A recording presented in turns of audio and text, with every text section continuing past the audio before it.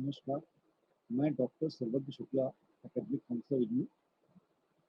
पिछली कक्षाओं में हमने विभिन्न प्रकार के बाज़ारों के बारे में अध्ययन किया, जिसमें हमने ये देखा कि पूर्ण प्रतियोगिता बाज़ार, एकाधिकार बाज़ार, एकाधिकृत बाज़ार तथा द्वयाधिकार एवं अल्पाधिकार में हम किस प्रकार से फर्म और उद्योग की दशा में मूल्यों का निर्धारण करते हैं। आज हम जो चीज़ पढ़ेंगे, वो होगी साधन बाज़ार के बारे में। तो आइए आज का लेक्चर स्टार्ट करते हैं। सबसे पहले साधन बाजार क्या होते हैं, इसके बारे में चर्चा करते हैं। कोई भी प्लेटफॉर्म जहां वस्तुओं एवं सेवाओं का क्रय विक्रय संभव हो, बाजार के रूप में जाना जाता है। वस्तुओं एवं सेवाओं के उत्पादन में उत्पत्ति के साधनों की आवश्यकता होती है। वस्तुओं एवं सेवाओं के बाजारों की भांति अर्थव्यवस्था में उत्पत्ति के साधन भी अपने बाजार रखते हैं। उत्पत्ति के चार प्राथमिक साधन। सबसे पहला साधन है भूमि। उत्पत्ति का यह साधन भौतिक इकाई देने वाला होता है। यह एक स्टॉक अवधारणा है। इसमें अर्थव्यवस्था में उपलब्ध कुल भौतिक संसाधन शामिल हैं। भूमि में न केवल जमीन बल्कि वन, जल संपदा, मृदा एवं खनिज संसाधन तथा खाने भी शामिल की जाती है। साधन बाजार का दूसरा प्राथमिक साधन है श्रम। यह उत्पत्ति का एक अदृश्य साधन है, क्योंकि श्रम सेवाएं श्रमिकों में सन्निहित रहती हैं। इन्हें उनसे अलग नहीं किया जा सकता। परिवारों द्वारा उत्पादन के उद्देश्य से किए गए प्रयास, चाहे वे शारीरिक हों या बौद्धिक, श्रम कहलाते हैं। उत्पत्ति का तीसरा साधन होता है पूंजी।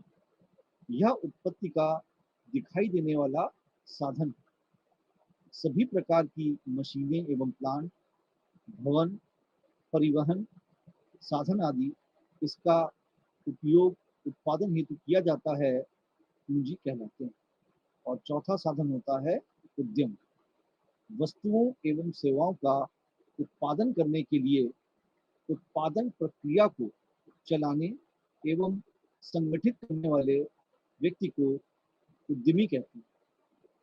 उद्यमी की दक्षताएं दिखाई न देने वाला साधन होता है। सामान्यतः परिवार उत्पत्ति के इन कारकों के स्वामी होते हैं तथा उस पर इनका नियंत्रण होता है। वे इन साधनों को उत्पादकों को बेचते हैं। परिवार श्रम के रूप में अपनी सेवाएं देकर बदले में मजदूरी प्राप्त करते हैं। कुछ परिवारों के कुछ सदस्यों में उद्यम कौशल होता है तथा वे उद्यमी के रूप में कार्य करते हैं। परिवार साधन बाजार में इन साधनों को बेचकर आय अर्जित करते हैं और इस प्रकार उत्पादन प्रक्रिया में सकारात्मक रूप में योगदान देते हैं। अब हम लोग चर्चा करते हैं साधनों की मांग एवं आपूर्ति की अवधारणा के संबंध में। सबसे पहले जो आज हम लोग अवधारणा पढ़ेंगे वो होगी मजदूरी। अर्थशास्त्र में मजदूरी शब्द का प्रयोग संकुचित और विस्तृत दोनों ही अर्थों में किया गया। संकुचित अर्थ में प्रोफेसर बेनहम और जीड ने मजदूरी शब्द का प्रयोग संकुचित अर्थ में किया। प्रोफेसर बेनहम के शब्दों में मजदूरी मुद्रा के रूप में वह भुगतान है जो समझौते के अनुसार एक स्वामी अपने सेवक को उसकी सेवाओं के बदले में देता है। इसी प्रकार प्रोफेसर जीड ने मजदूरी को इस प्रकार परिभाषित किया है। मजदूरी शब्द का प्रयोग प्रत्येक प्रकार की श्रम की कीमत के अर्थ में नहीं करना चाहिए।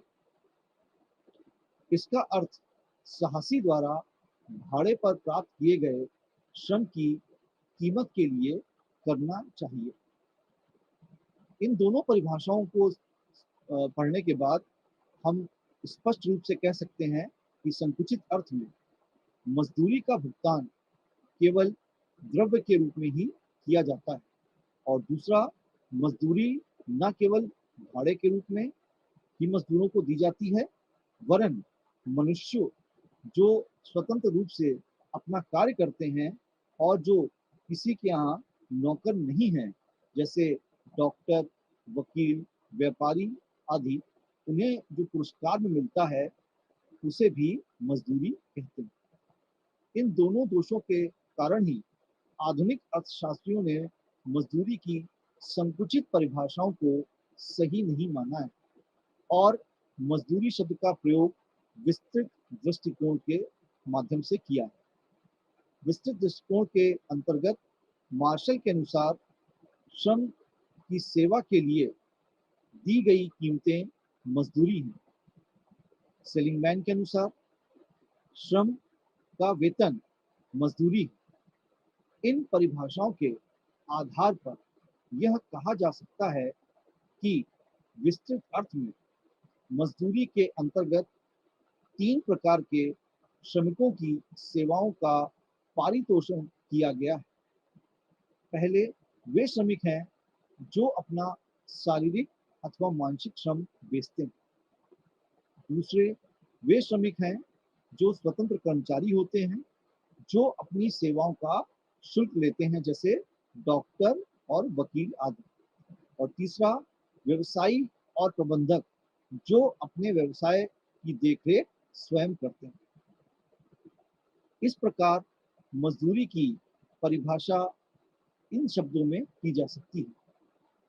मजदूरी एक प्रकार का पुरस्कार है जो मनुष्य को परिश्रम के बदले में दिया जाता है, चाहे वह प्रति घंटा, प्रतिदिन और समयानुसार दिया जाए, तथा उसका भुगतान मुद्रा या वस्तु या दोनों के रूप में हो।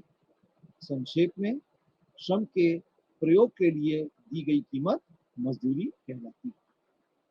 अब हम लोग चर्चा करते हैं मजदूरी के प्रकार को लेकर।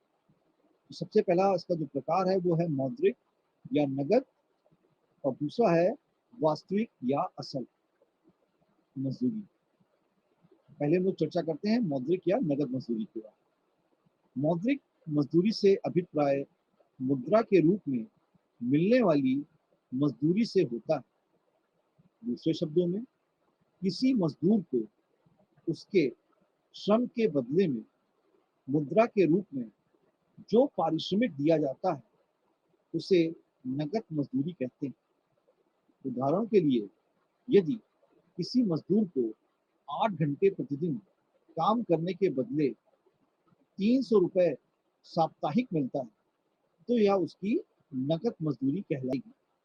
मजदूर नकद मजदूरी इसलिए स्वीकार करता है क्योंकि मुद्रा के बदले में आवश्यकता अनुसार कोई भी वस्तु या सेवा खरीदी जा सकती है। और दूसरा इसका जो प्रकार होता है वो होता है वास्तविक या असल मजदूरी। वास्तविक मजदूरी का तात्पर्य नगद मजदूरी की उस क्रय शक्ति से है जो वस्तुओं और सेवाओं को क्रय करती है, और ऐसी मजदूरी में उन वस्तुओं और सेवाओं की मात्रा को भी सम्मिलित कर लिया जाता है जो नकद मजदूरी के अतिरिक्त मिल जाती है, जैसे निःशुल्क रहने के लिए मकान या कम कीमत पर राशन की सुविधा आदि। तो वास्तविक मजदूरी बराबर नकद मजदूरी प्लस अन्य सुविधाएं। अब असल मजदूरी के संबंध में विभिन्न अर्थशास्त्रियों ने जो परिभाषाएं दी हैं उनको हम लोग चर्चा में लेते हैं। सबसे पहली जो परिभाषा इसमें हम लोग लेंगे वो होगी एडम स्मिथ के अनुसार। एडम स्मिथ के अनुसार श्रमिक की वास्तविक मजदूरी में आवश्यकताओं और जीवनोपयोगी सुविधाओं की वह मात्रा सम्मिलित होती है जो उसको श्रम के बदले में दी जाती है, जबकि उसकी नकद मजदूरी में श्रम द्वारा प्राप्त मुद्रा की मात्रा को सम्मिलित करते हैं। श्रमिक धनी अथवा निर्धन, उसे अधिक पुरस्कार मिलता है या कम, यह उसके श्रम के वास्तविक मूल्य के अनुपात पर निर्भर करता है, न कि नकद मजदूरी। दूसरी परिभाषा है मार्शल के अनुसार। मार्शल के शब्दों में वास्तविक मजदूरी में केवल उन्हीं सुविधाओं तथा आवश्यकताओं को शामिल किया जाना चाहिए जो व्यवसाय विशेष से संबंधित होते हैं और सेवकों को अलग व्यय नहीं करना पड़ता है। प्रोफेसर टॉमस के अनुसार असल मजदूरी किसी श्रमिक को उस कार्य के बदले प्राप्त होने वाले शुद्ध लाभों की ओर संकेत करती है, अर्थात इन आवश्यक, आरामदायक तथा विलासिता संबंधी वस्तुओं की ओर बताती है जो श्रमिक अपनी सेवाओं के बदले प्राप्त करते हैं। प्रोफेसर सेलिंगमैन के अनुसार वास्तविक मजदूरी को संकुचित अर्थों में प्रयोग करते हैं। उनके अनुसार वास्तविक मजदूरी से अभिप्राय उन वस्तुओं से है जो नगद मजदूरी द्वारा खरीदी जा सकती है। इस प्रकार कुल असल मजदूरी में निम्न दो बातों को सम्मिलित करना चाहिए। पहला, नकद मजदूरी से जो वस्तुएं व सेवाएं खरीदी जा सकती हैं, और दूसरा, नकद मजदूरी के अतिरिक्त उसे जो अन्य सुविधाएं प्राप्त होती हैं। अब हम लोग चर्चा करते हैं नगद व असल या वास्तविक मजदूरी के बीच संबंध को लेकर। नकद और असल मजदूरी में निकट संबंध। नकद मजदूरी बढ़ने पर असल मजदूरी भी बढ़ेगी। यह इस बात पर निर्भर करता है कि नकद मजदूरी या मुद्रा की क्रय शक्ति कितनी, अर्थात कीमत स्तर में कितना परिवर्तन हुआ है। उदाहरण के लिए, यदि श्रमिकों की नकद मजदूरी के कम हो जाने पर कीमतें भी गिर जाती हैं, तो नकद मजदूरी बढ़ जाती है, परंतु साथ ही वस्तुओं की कीमतों में भी उतना ही आनुपातिक वृद्धि हो जाएगी। इसके विपरीत, माना कि श्रम की नकद मजदूरी बढ़ जाती है, परंतु साथ ही वस्तुओं की कीमतों में भी उतने ही अनुपात में वृद्धि हो जाती है, तो इस स्थिति में नकद मजदूरी में कोई वृद्धि नहीं मानी जाएगी। इस प्रकार स्पष्ट है कि नकद मजदूरी तथा वास्तविक मजदूरी का संबंध मुद्रा के मूल्य, क्रय शक्ति अथवा कीमत सूचकांक पर निर्भर करता है, अर्थात वास्तविक मजदूरी बराबर मौद्रिक मजदूरी बटे सामान्य मूल्य स्तर। अब हम उन तत्वों के बारे में चर्चा करते हैं जो वास्तविक मजदूरी को निर्धारित करने में एक महत्वपूर्ण भूमिका निभाते हैं। सबसे पहला इसमें जो तत्व है वो है मुद्रा की क्रय शक्ति। श्रम की वास्तविक मजदूरी पर मुद्रा की क्रय शक्ति, अर्थात वस्तुओं तथा सेवाओं को खरीदने की शक्ति का बहुत प्रभाव पड़ता है। जिस स्थान पर वस्तुओं के मूल्य कम होंगे, वहां पर मुद्रा की क्रय शक्ति अधिक होगी, अर्थात मुद्रा के बदले में अधिक वस्तुएं या सेवाएं खरीदी जा सकती हैं। और जहां पर बिक्री मूल्य होंगे अधिक होंगे, वहां मुद्रा की क्रय शक्ति कम होगी। अतः जिस स्थान पर मुद्रा की क्रय शक्ति अधिक होती है, वहां पर यद्यपि मुद्रा के रूप में मजदूरी कम हो सकती है, तो भी वास्तविक मजदूरी अधिक कही जाएगी।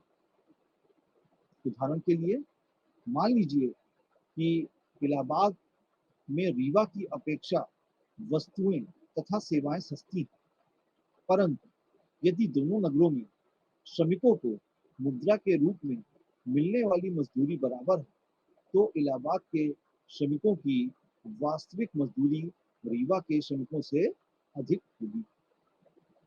दूसरा निर्धारक तत्व है अन्य सुविधाएं।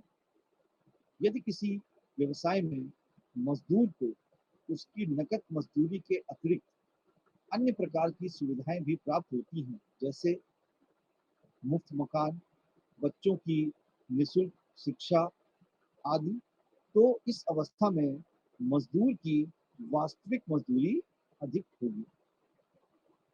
तीसरा तत्व है अतिरिक्त आय प्राप्त करने के अन्य स्रोत। यदि किसी व्यवसाय में श्रमिकों को अपना नियमित कार्य संपादन करने के बाद आय प्राप्त करने की कोई अन्य सुविधा प्राप्त हो, तो निश्चय ही उसकी वास्तविक मजदूरी अधिक होगी। उदाहरण के लिए यदि किसी प्राध्यापक को प्राइवेट ट्यूशन करने की सुविधा है अथवा टाइपिस्ट को अतिरिक्त समय काम करने की छूट है, तो ऐसी स्थिति में उसकी सहायक सुविधा के कारण उसकी आय बढ़ जाएगी। चौथा निर्धारक तत्व है कार्य का स्वभाव। यदि कार्य अरुचिकर, शरीर को थकाने वाला, जीवन को कम करने वाला और जोखिम पूर्ण हो, तो नकद मजदूरी अधिक होने पर भी वास्तविक मजदूरी कम होती है।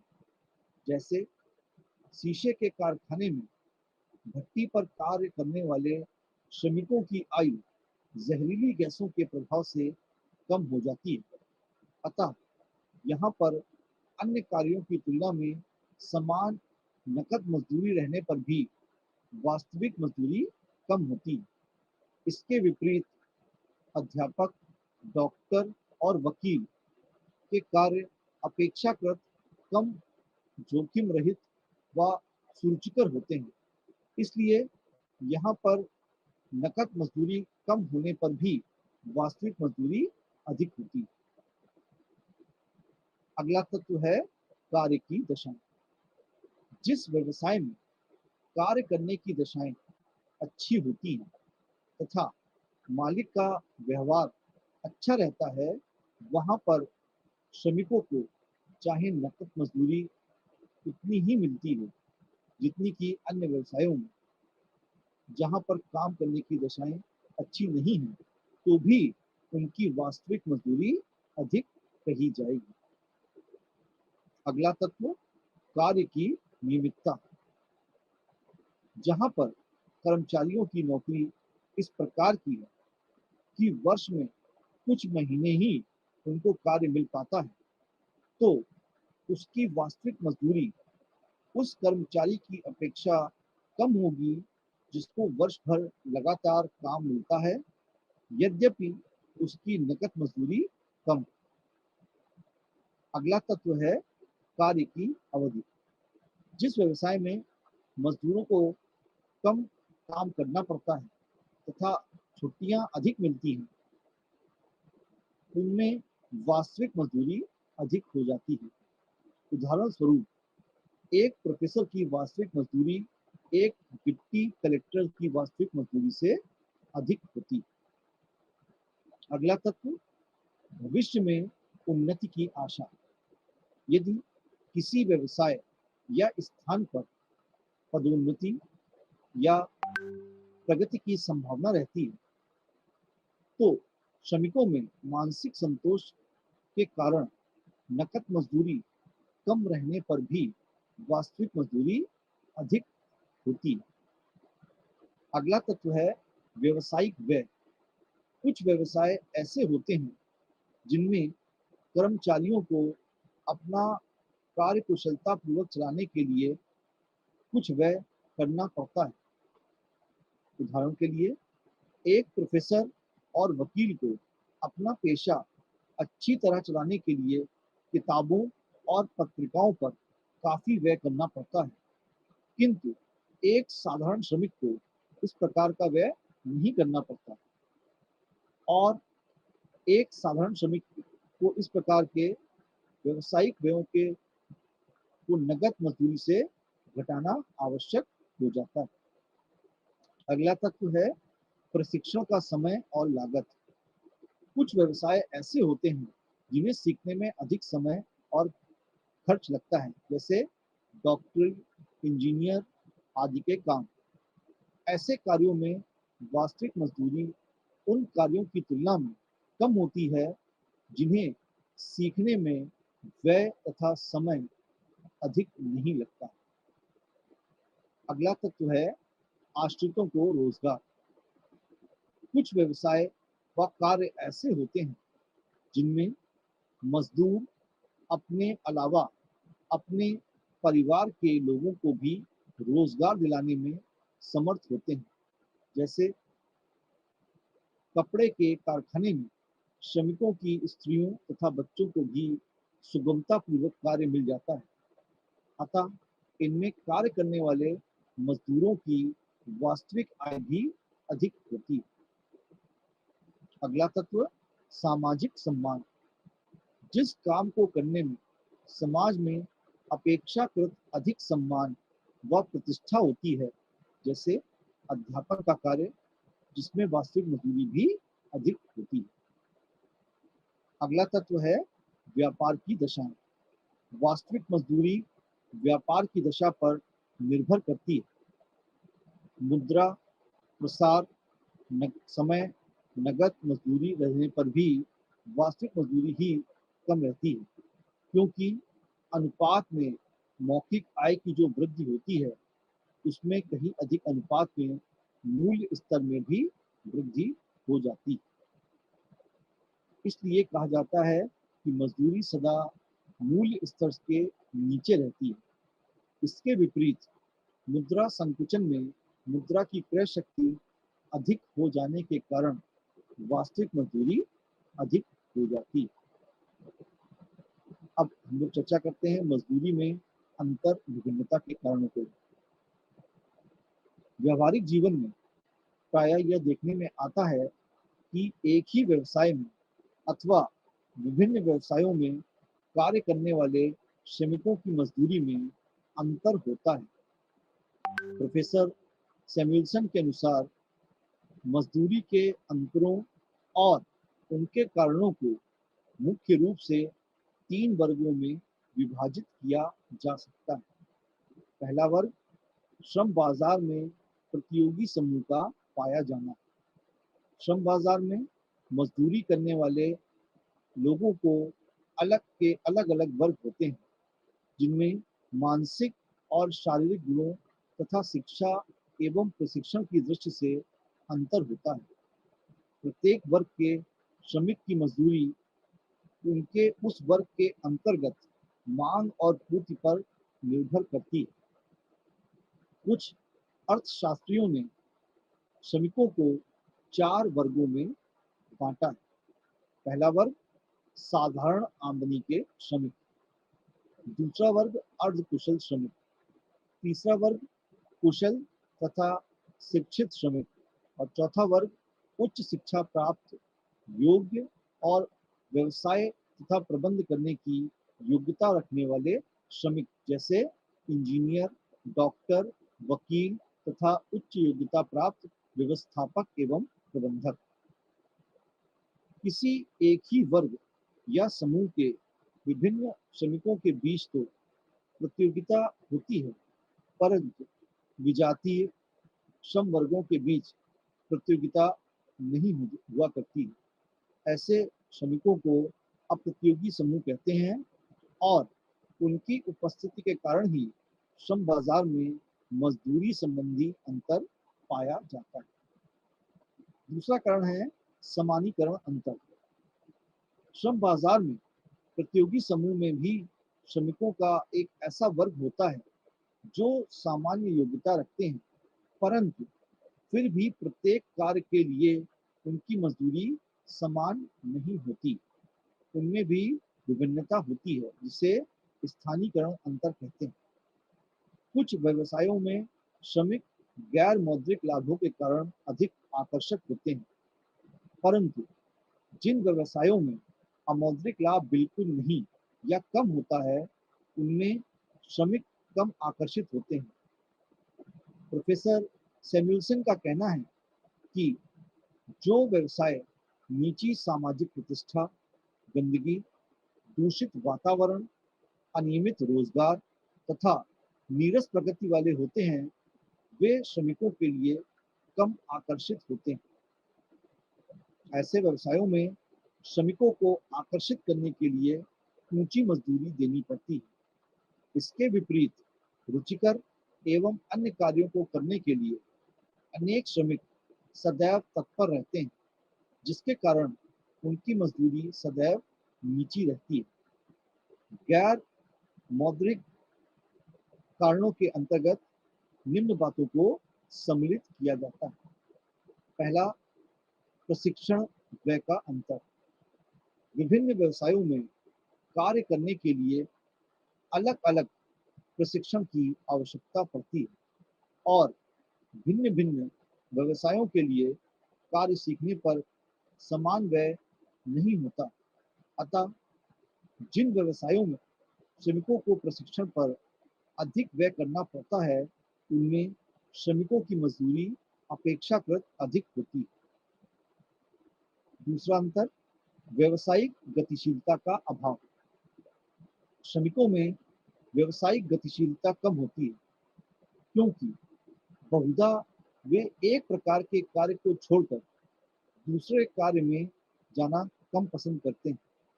फलस्वरूप विभिन्न व्यवसायों में मजदूरी की भिन्न भिन्न दर बने रहती है।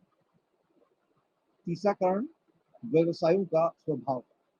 जो व्यवसाय सरल व रुचिकर होते हैं, उनमें श्रम की पूर्ति अधिक होने के कारण मजदूरी कम ही होती है। इसके विपरीत नीरस, अरुचिकर और जोखिमपूर्ण कार्यों में मजदूरी अधिक रहती है। व्यवसायों का स्थायीपन। जो व्यवसाय मौसमी होते हैं या जिनमें कार्य बहुत कम समय के लिए किया जाता है, उनमें श्रमिक तभी कार्य करने के लिए तैयार होते हैं जब मजदूरी स्थायी व्यापारों की तुलना में अधिक होती है। पांचवा अंतर, कार्य की अवधि। जिन व्यवसायों में श्रमिकों को अधिक घंटे कार्य करना पड़ता है तथा छुट्टियां कम मिलती हैं, उनमें साधारणतया मजदूरी की दरें उन व्यवसायों की अपेक्षा अधिक होती हैं जिनमें कार्य कम और छुट्टियां अधिक होती हैं। छठा अंतर, अतिरिक्त सुविधाएं। कुछ व्यवसायों में मजदूरों के अलावा अन्य प्रकार की सुविधाएं जैसे मुफ्त मकान, मुफ्त चिकित्सा आदि की सुविधा भी उपलब्ध रहती है। इस प्रकार के व्यवसायों में मजदूरी की दर भी अपेक्षाकृत कम रहती है। उन्नति की आशा। जिन व्यवसायों में उन्नति की आशा अधिक रहती है, वहाँ श्रमिक नीची मजदूरी की दर पर भी कार्य करने के लिए तत्पर हो जाते हैं। और नवा अंतर है सामाजिक प्रतिष्ठा। सम्मानित व्यवसाय में मजदूरी की दरें कुछ कम होती हैं, क्योंकि इनमें कार्य करने वाले लोगों का समाज में काफी सम्मान रहता है, जिसके कारण वे कम मजदूरी पर कार्य करने को तत्पर हो जाते हैं। अगला अंतर, असमानीकरण का अंतर। जब एक ही व्यवसाय अथवा एक समान कार्यों में लगे हुए श्रमिकों को अलग अलग मजदूरी मिलती है, तो इसे असमानीकरण अंतर कहते हैं। असमानीकरण अंतर दो प्रकार के होते हैं। बाजार की अपूर्णताएं, श्रमिकों का गुणात्मक अंतर। सबसे पहले हम लोग चर्चा करते हैं बाजार की अपूर्णताओं को लेकर। बाजार की अपूर्णताओं के कारण ही एक व्यवसाय में अथवा एक ही प्रकार के कार्य करने वाले श्रमिकों को अलग अलग मजदूरी मिलती है। बाजार में एकाधिकार तत्व, सरकारी हस्तक्षेप व अन्य बातें बाजार की अपूर्णता को जन्म देती हैं। कुछ प्रमुख बाजार अपूर्णताएं इस प्रकार हैं। पहला पॉइंट इसमें, यदि किसी व्यवसाय में शक्तिशाली श्रम संघ श्रमिकों में एकाधिकार की स्थिति तथा न्यूनतम मजदूरी अधिनियम की उपस्थिति है, तो उनमें अपेक्षाकृत अधिक मजदूरी होगी। दूसरा अंतर, श्रमिकों में भौगोलिक एवं व्यावसायिक गतिशीलता कम होती है, क्योंकि प्रायः वे एक स्थान से दूसरे स्थान तथा एक व्यवसाय से दूसरे व्यवसाय में जाना पसंद नहीं करते, भले ही वहां अधिक मजदूरी मिलती हो। तीसरा, श्रमिकों की सामाजिक गतिशीलता भी होती है। श्रमिकों को जाति, वंश आदि के कारण रोजगार प्राप्त करने में कठिनाई होती है। जाति, वंश के आधार पर उन्हें एक ही प्रकार के कार्य करने के लिए अपेक्षाकृत कम मजदूरी मिलती है। और अब हम लोग चर्चा करते हैं श्रमिकों का गुणात्मक अंतर के बारे में। श्रमिकों की अपूर्णताओं के अनुपस्थित होने पर भी श्रमिकों की मजदूरियों में अंतर बना रहता है, जिसका मुख्य कारण श्रमिकों में गुणात्मक अंतर पाया जाता है। जब श्रमिकों में योग्यता में अंतर पाया जाता है, तब श्रमिकों की योग्यता में अंतर होने के कारण उनकी मजदूरियों में भी अंतर का होना अत्यंत वास्तविक। अतः जिन व्यवसायों में श्रमिकों की कार्यकुशलता अधिक होगी, वहां उनको अपेक्षाकृत अधिक मजदूरी मिलती है, क्योंकि उत्पादक श्रमिकों की कार्यकुशलता अधिक होगी, वहां उनको अपेक्षाकृत अधिक मजदूरी मिलेगी।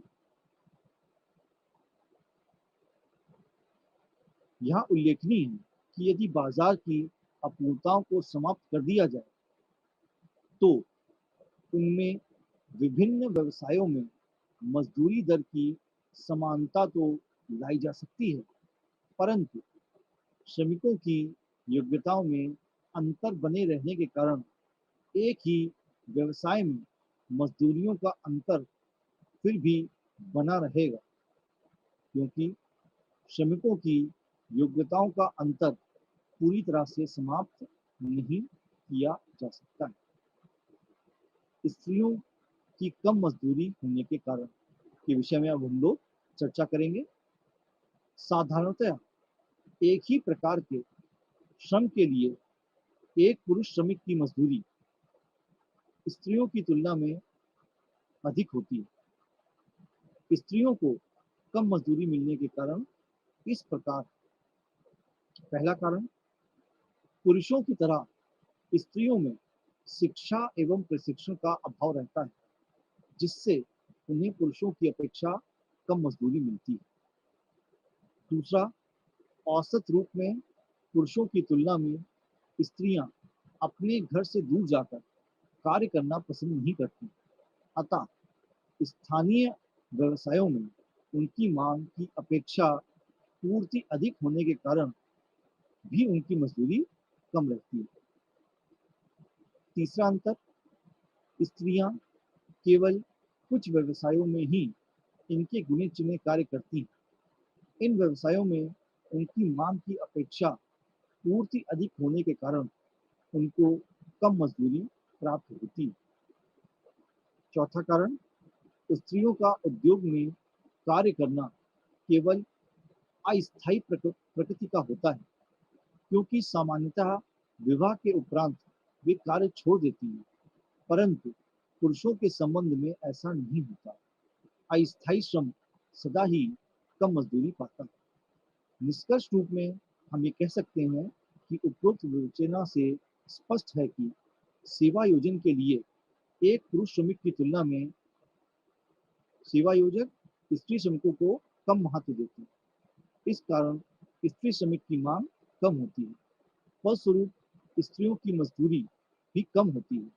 परंतु आधुनिक युग में जबकि विभिन्न देशों के संविधान में समानता के सिद्धांत को अपनाया गया है और जब समान कार्य के लिए समान मजदूरी का सिद्धांत प्रचलित है, तो न्याय की दृष्टि से स्त्री और पुरुषों की मजदूरी में अंतर नहीं होना चाहिए।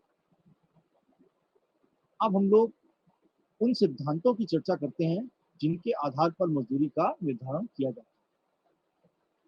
अर्थशास्त्र में श्रम की कीमत को मजदूरी कहा जाता है। कीमत निर्धारण का सामान्य सिद्धांत उसके अनुसार किसी वस्तु की कीमत उसकी मांग तथा पूर्ति द्वारा निर्धारित होती है। मजदूरी के निर्धारण पर लागू होना चाहिए, परंतु प्रोफेसर रोबर्टशाइड के अनुसार श्रम की इन विशेषताओं के कारण मजदूरी निर्धारण के लिए पृथक सिद्धांत की आवश्यकता पड़ती है। पहला कारण, श्रम को श्रमिक से पृथक नहीं किया जा सकता, अतः मजदूरी निर्धारण में मानवीय तत्वों को ध्यान में रखना आवश्यक है। दूसरा, श्रम की मांग श्रम की उपयोगिता के कारण नहीं बल्कि उसकी उत्पादकता के कारण होती है, अतः मांग के लिए विशेष अध्ययन की आवश्यकता होती है। तीसरा कारण, श्रम की पूर्ति सामान्यतः अन्य वस्तुओं की पूर्ति से अलग होती है। यह कीमत या मजदूरी बढ़ने पर कम हो जाती है। चौथा कारण, श्रम बाजार पर कई प्रकार के संस्थागत तत्वों का भी प्रभाव पड़ता है जो वस्तु बाजार में नहीं पड़ता। अब हम चर्चा करते हैं मजदूरी को निर्धारित करने वाले प्रमुख सिद्धांतों के बारे में। मजदूरी को निर्धारित करने वाले प्रमुख सिद्धांतों में निम्नलिखित सिद्धांत सम्मिलित हैं। सबसे पहला सिद्धांत है जीवन निर्वाह अथवा मजदूरी का लौह सिद्धांत। दूसरा सिद्धांत है जीवन स्तर मजदूरी सिद्धांत। तीसरा सिद्धांत है मजदूरी कोष सिद्धांत। चौथा सिद्धांत है अवशिष्ट अधिकारी सिद्धांत। पांचवा सिद्धांत है मजदूरी का सीमांत उपयोगिता या उत्पादकता सिद्धांत। और छठा सिद्धांत है मजदूरी निर्धारण का आधुनिक सिद्धांत। तो सबसे पहले हम लोग चर्चा करते हैं जीवन निर्वाह अथवा मजदूरी के लौह सिद्धांत के बारे में। इस सिद्धांत का प्रतिपादन 18वीं शताब्दी में प्रकृतिवादी अर्थशास्त्रियों ने किया था। जर्मनी के अर्थशास्त्रियों तथा उनके समर्थकों ने इस सिद्धांत को मजदूरी का लौह सिद्धांत कहा। इस सिद्धांत के अनुसार श्रमिकों की मजदूरी उनके जीवन निर्वाह स्तर से सीमित होती है।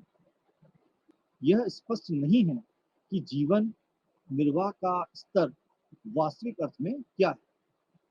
इसका अर्थ वह मजदूरी हो सकती है जिससे वह अपने परिवार को जीवित रख सकता है। इस सिद्धांत के अनुसार दीर्घकाल में श्रमिकों की मजदूरी ना तो जीवन निर्वाह स्तर से नीचे और ना ही उसके ऊपर हो सकती है, क्योंकि जीवन निर्वाह स्तर से कम मजदूरी होने पर श्रमिकों की पूर्ति कम हो जाएगी और वह अपने परिवार का पालन नहीं कर सकेगा, जिससे श्रमिकों की मृत्यु दर अधिक होगी और श्रमिकों की पूर्ति कम हो जाएगी और अंततः उसकी मजदूरी बढ़ने लगेगी। यह क्रम उस समय तक चलेगा जब तक कि मजदूरी दर बढ़ते बढ़ते पुनः जीवन निर्वाह स्तर के बराबर नहीं आ जाती। इसके विपरीत यदि मजदूरी जीवन निर्वाह स्तर से अधिक है तो वे आर्थिक समानता का अनुभव करेंगे, परिवार में वृद्धि होगी व श्रम की पूर्ति बढ़ेगी और अंततः मजदूरी घटने लगेगी। यह क्रम उस समय तक चलता रहेगा जब तक कि मजदूरी जीवन निर्वाह स्तर के बराबर नहीं हो जाती। अब इन चर्चा के माध्यम से हम ये स्पष्ट कर सकते हैं कि यह सिद्धांत दो मान्यताओं पर आधारित है। पहला सिद्धांत, कृषि के क्षेत्र में सदा क्रमागत उत्पादन ह्रास नियम क्रियाशील होता है, जिससे खाद्य सामग्री के उत्पादन में वृद्धि नहीं हो सकती। और दूसरा, जनसंख्या की प्रकृति सदा बढ़ने की होती है। इस सिद्धांत से संबंधित कुछ आलोचनाएं हैं, उसकी भी हम लोग चर्चा करते हैं। इस सिद्धांत की प्रमुख आलोचनाएं इस प्रकार। पहली आलोचना, इस सिद्धांत से यह स्पष्ट नहीं होता कि जीवन निर्वाह क्या है। दूसरा, यह गलत है कि जब श्रमिकों की मजदूरी बढ़ती है तो उसके साथ ही श्रमिकों की पूर्ति में भी वृद्धि हो जाती है, क्योंकि अनुभव ने यह स्पष्ट कर दिया है कि जीवन स्तर में वृद्धि हो जाने पर जन्म दर कम हो जाती है।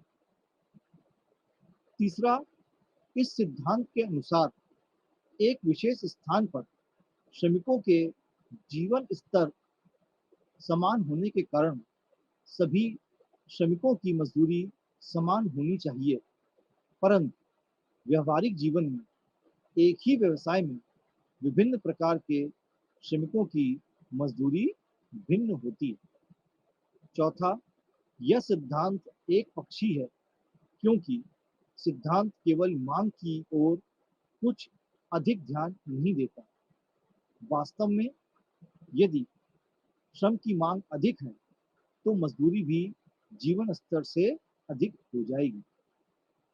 पांचवा, इस सिद्धांत में नैतिकता का समावेश नहीं होता है, क्योंकि प्रत्येक श्रमिक को, चाहे वह कुशल हो अथवा अकुशल, जीवन निर्वाह के स्तर के आधार पर समान मजदूरी दी जाती है और मनुष्य के होने के नाते श्रमिकों को केवल उतनी ही मजदूरी देनी चाहिए जिससे वह केवल जीवित रह सके। किसी भी आधार पर न्यायोचित नहीं कहा जा सकता।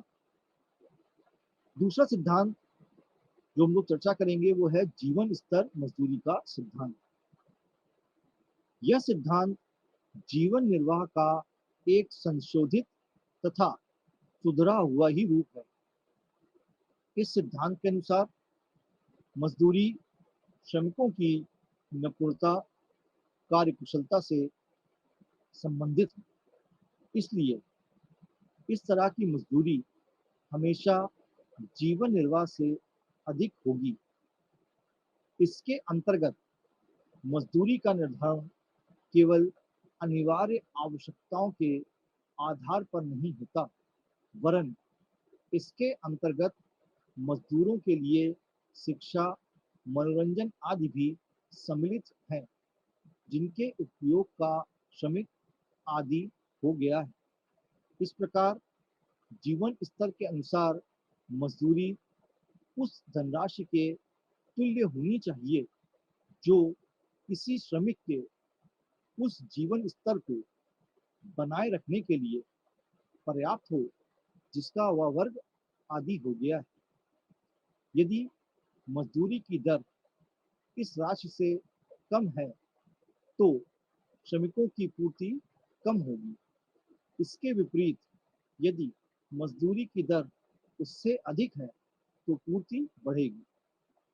अतः मजदूरी की दर में जीवन स्तर के अनुरूप रहने की प्रवृत्ति होगी।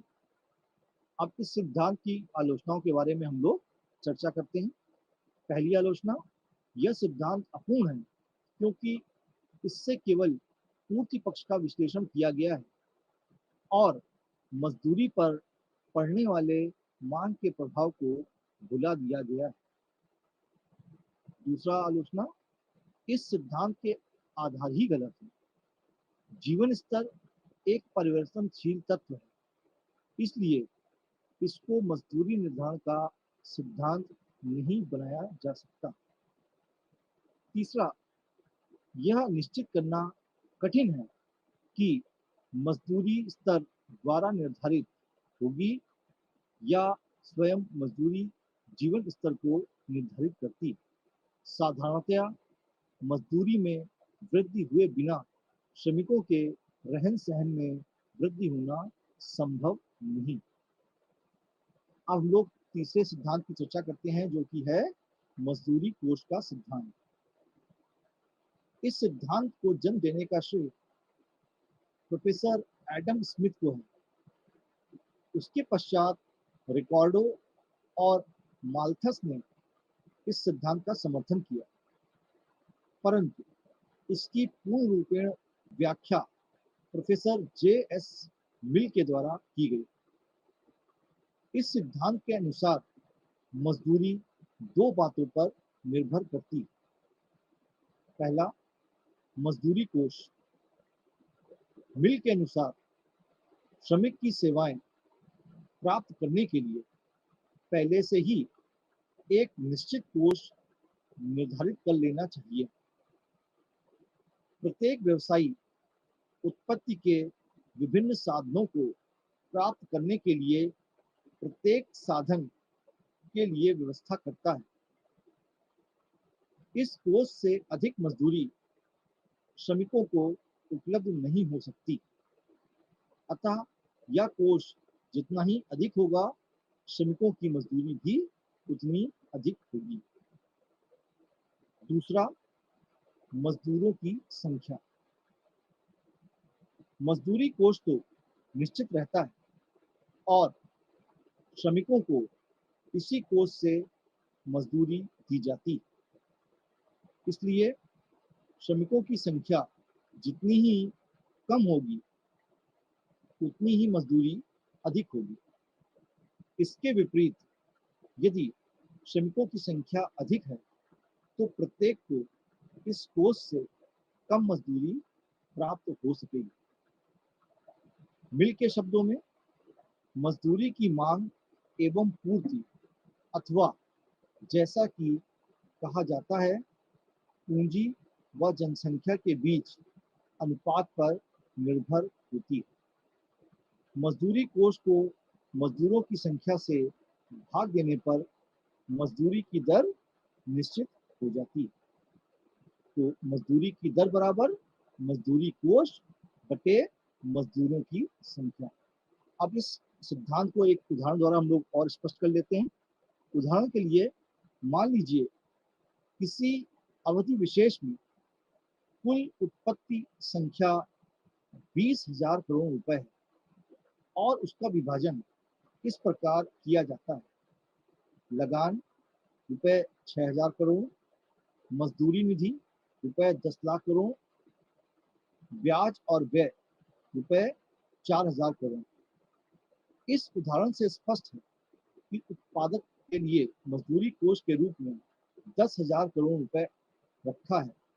यदि काम पर लगे हुए श्रमिकों की 100 करोड़ संख्या है, तो प्रत्येक मजदूर को 100 रुपए मजदूरी मिलेगी। परंतु यदि संख्या बढ़कर 125 करोड़ हो जाती है, तो प्रत्येक श्रमिक को 80 रुपए मजदूरी मिलेगी। इसके विपरीत, यदि मजदूरों की संख्या घटकर 50 करोड़ हो जाती है, तो प्रत्येक को 200 रुपए मजदूरी मिलेगी। इस प्रकार मजदूरी की दर मजदूरी कोष और मजदूरों की संख्या पर निर्भर करती है। अब इस सिद्धांत से संबंधित कुछ आलोचनाएं हैं, जिसके बारे में हम लोग चर्चा करते हैं। सबसे पहला आलोचना है, मजदूरी कोष का विस्तार गलत है, क्योंकि आय का ऐसा कोई भाग पहले से ही निश्चित नहीं होता जो श्रमिकों को देने के लिए हो। दूसरा, मजदूरी कोष एक निश्चित रकम नहीं हो सकती, क्योंकि वह श्रमिकों की अधिक या कम मांग के अनुसार घट बढ़ सकती है। तीसरा, इस सिद्धांत के अनुसार मजदूरी कोष निश्चित होने के कारण यदि व्यवसाय में श्रमिकों की मजदूरी बढ़ जाती है तो अन्य उद्योगों में श्रमिकों की मजदूरी में भी कमी हो जाएगी। परंतु यह विचार वास्तविक नहीं है, क्योंकि जब किसी एक व्यवसाय में श्रमिकों की मजदूरी बढ़ती है तो साथ साथ अन्य व्यवसायों में भी मजदूरी बढ़ने लगती है। चौथी आलोचना, यह सिद्धांत यह बताने में असमर्थ है कि विभिन्न प्रकार के उद्योगों में तथा विभिन्न स्थानों पर मजदूरी की दरें भिन्न भिन्न क्यों होती हैं। पांचवा, यह सिद्धांत वास्तविक अनुभव के विरुद्ध है, क्योंकि सामान्यतः नए उद्योग में जिनमें पूंजी की कमी होती है वहां मजदूरी ऊंची रहती है, परंतु पुराने उद्योगों में तथा विभिन्न स्थानों पर मजदूरी दरें भिन्न भिन्न क्यों होती हैं। छठा, यह सिद्धांत यह नहीं बताता कि मजदूरी कोष का निर्धारण कैसे होता है। सातवां, अनुभव बताता है कि अधिकांश दशाओं में ऊंची मजदूरी का कारण अधिक मजदूरी कोष अथवा श्रमिकों की संख्या नहीं होती, बल्कि श्रमिकों की अधिक कार्यकुशलता होती है।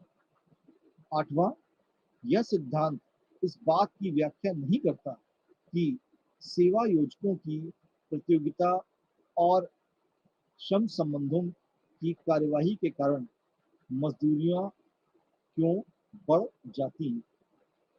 नवा, यह सिद्धांत एक पक्षी है, क्योंकि यह श्रम की मांग अर्थात मजदूरी कोष यथास्थिर मानकर मजदूरी को केवल श्रम की पूर्ति पर आश्रित बना देता है।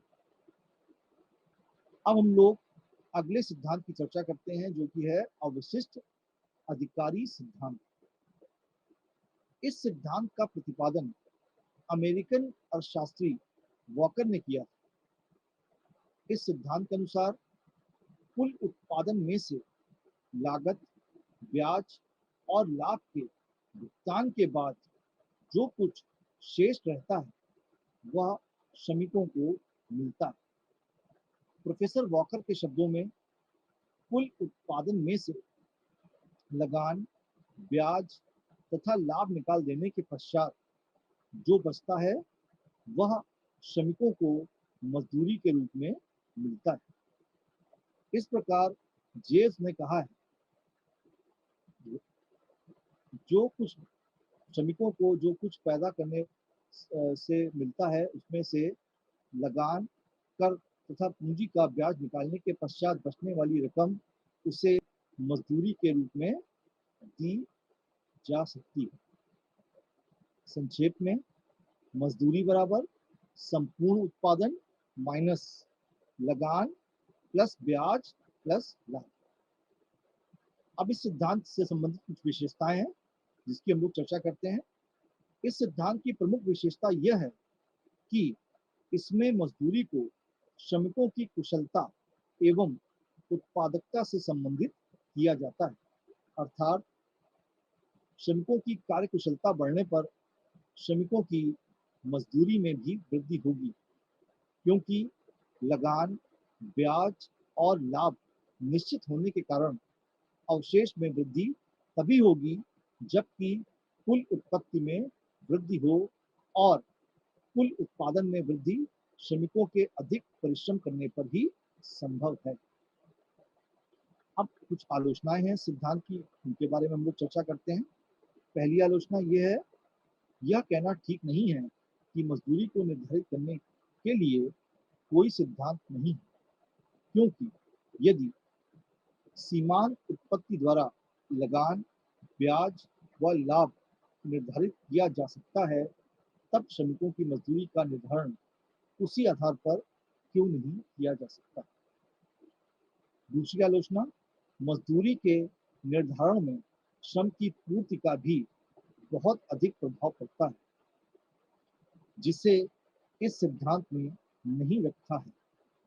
तीसरा, यह कहना गलत है कि मजदूरी अवशेष अंश कोष से दी जाती है, क्योंकि अवशेष शेष के अधिकारी श्रमिक नहीं हैं, साहसी होते हैं, या जिन्हें हम एंटरप्रेन्योर कहते हैं, वो होते हैं। चौथा, यह सिद्धांत इस बात की व्याख्या करने में असमर्थ है कि मजदूर संघ मजदूरों को संगठित करने में किस प्रकार से संभव नहीं है। अब हम लोग अगले विषय की ओर बढ़ते हैं, जिसमें हम ये देखते हैं कि कुल आय में होने वाले परिवर्तन से बाकी साधन भी स्थिर रहेंगे। मान लीजिए किसी फर्म में 10 श्रमिक काम करते हैं, तो उनकी कुल आय रुपए 500 की होती है। यदि 11 श्रमिक काम करने लगे, तो कुल आय बढ़कर 525 रुपए हो जाती है। तब 11वें श्रमिक की सीमांत आय 525 रुपए माइनस 500 रुपए अर्थात 25 रुपए होगी। एक सेवा योजक श्रमिक को उसकी सीमांत उत्पादकता से अधिक मजदूरी नहीं देना चाहेगा, क्योंकि ऐसा करने से उसे हानि उठानी पड़ेगी। अब परिभाषाएं जो इस संबंध में उनको हम लोग देखते हैं। Professor S.E. थॉमस के अनुसार किसी निश्चित समय में मालिकों तथा श्रमिकों में रोजगार की प्रतियोगिता के कारण मजदूरी की दर उन श्रमिकों की सीमांत उत्पादकता के बराबर निर्धारित होती है जिन्हें मालिक नौकरी देने को तैयार।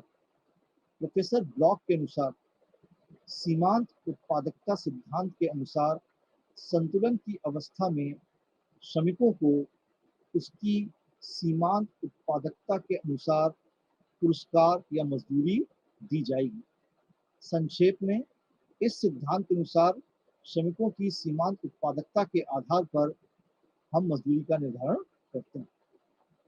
यहाँ पर एक बात विशेष रूप से ध्यान देने योग्य है कि वितरण के सामान्य सिद्धांत, जिसे सीमांत उत्पादकता का सिद्धांत कहते हैं, का प्रयोग जब श्रम के पुरस्कार अर्थात मजदूरी के निर्धारण के लिए किया जाता है, तो उसे मजदूरी का सीमांत उत्पादकता सिद्धांत होती है।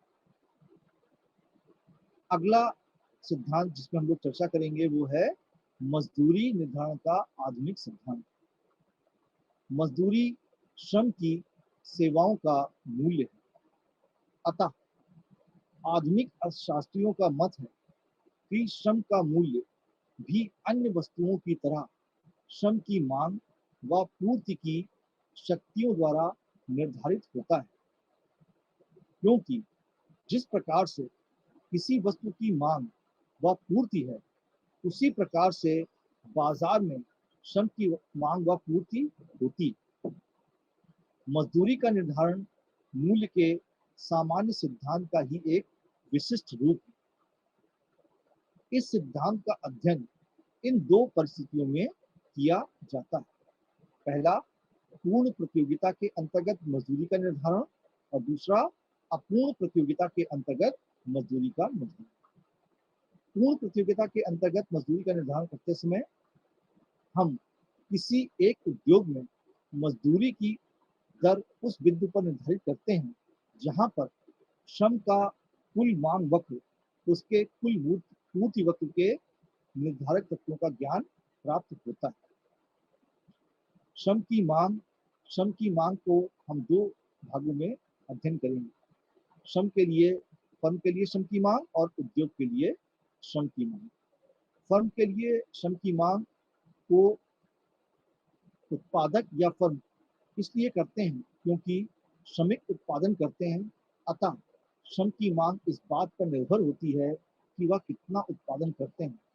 कोई भी उत्पादक श्रमिकों को उससे अधिक मूल्य नहीं देना चाहेगा जितना कि श्रमिक उत्पादन के लिए पैदा करते हैं। इसका अर्थ यह है कि श्रम की मांग करते समय उत्पादक श्रम की सीमांत उत्पादकता या सीमांत उपज के मूल्य का पूरी तरह से ध्यान रखेगा। इस प्रकार उपज के मूल्य को श्रम की मांग अर्थात मजदूरी की दर की अधिकतम सीमा कहा जाता है। संक्षेप में, फर्म के लिए मजदूरी की मांग उसकी उत्पादकता पर निर्भर करती है। अब हम लोग आगे चर्चा जारी रखेंगे अगले लेक्चर में।